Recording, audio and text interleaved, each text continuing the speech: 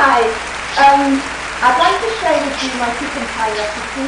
I know some of you are going to be waiting for my pies this holiday, and I just wanted to put this out online so that you can see the amount of love and the ingredients that go into the pecan pie and why it tastes so great. So with the recipe you need to this pecan pie. Anyway, what we need is eggs, brown sugar, butter, which is going to be melted, caramel syrup, light, salt, vanilla extract, pecans, flour, let's forget the flour, and a frozen pie crust.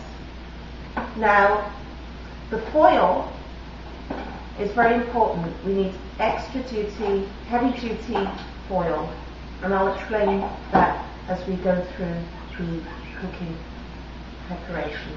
Hi, are we ready? We're ready now to pour everything into the bowl, all the ingredients, and I'll explain to you why I do the ingredients the way I do. Okay, so we need 2 eggs. I would say 2 medium-sized eggs is fine.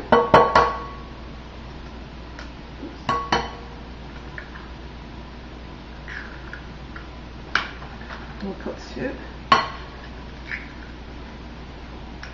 I'd say medium to large eggs.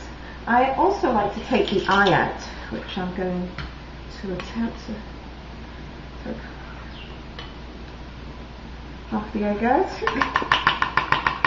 I don't know why I take the eye out. I've always taken the eye out of eggs whenever I've lost it, whenever I've baked. Okay, so we've got that out of the way.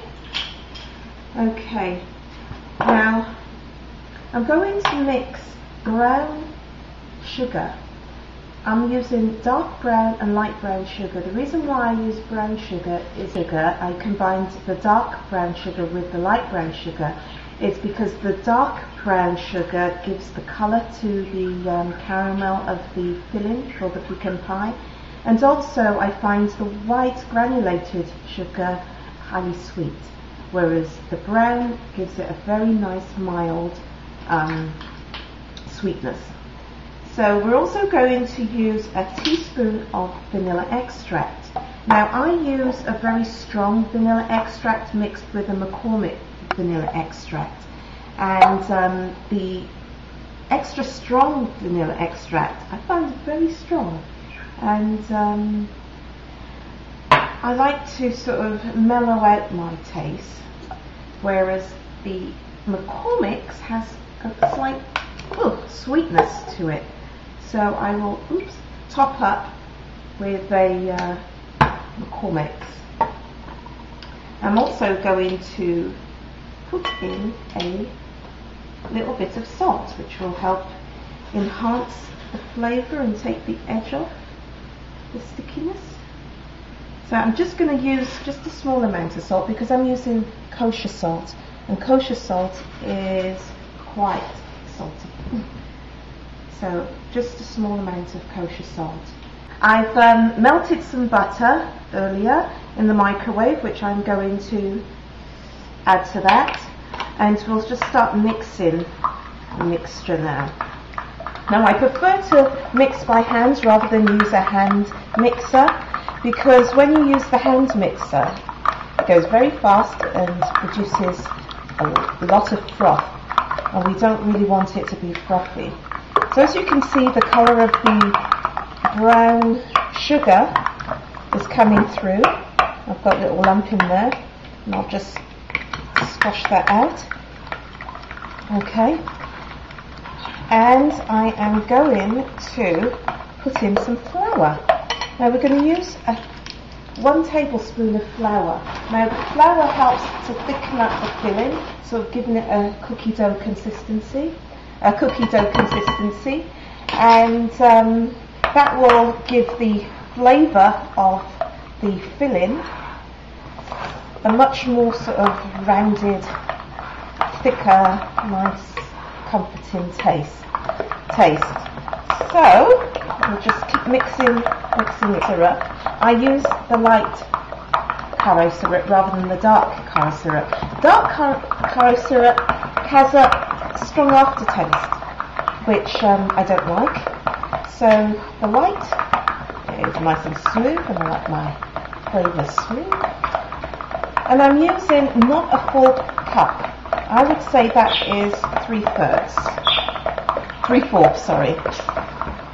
So I'm going to pour in the caro. Oops, not big enough. Squeeze that all out.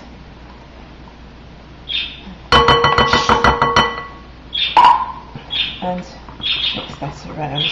Now this is just for one 9-inch pie, and we're not using a deep pan pie.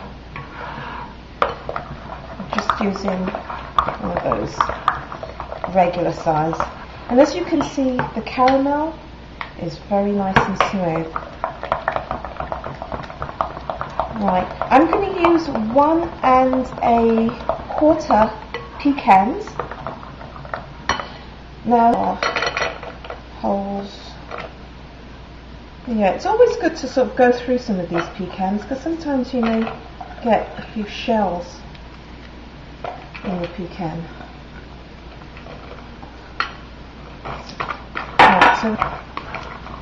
Right, so we're going to mix this in and put it aside while I go and get the pie from the freezer. And don't forget to preheat your oven to 350. Now, with the frozen pie crust, I use a heavy-duty foil, place at the bottom, and I put the filling into the pie crust.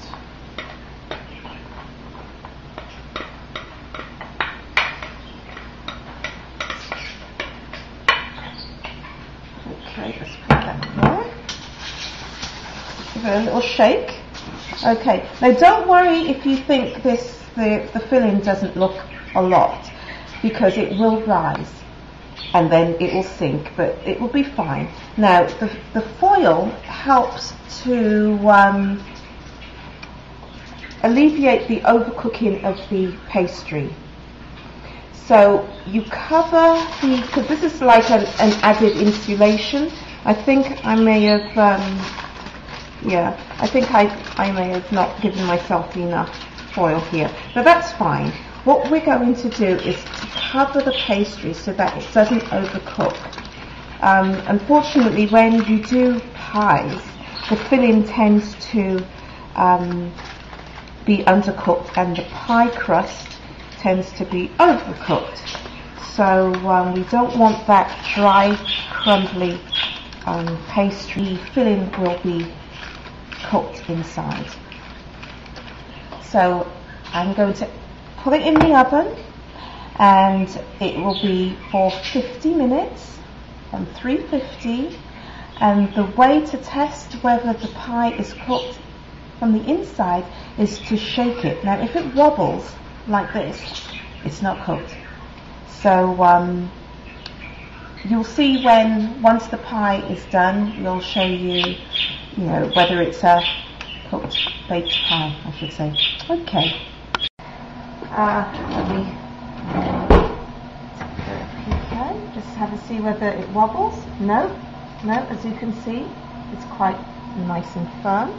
So it is time to come out of the oven. And we're going to take the foil off, and as you can see, the pie crust looks perfect. This is how it should be. And as you see, you've seen the filling has risen. So what with ice cream, or even just heavy cream.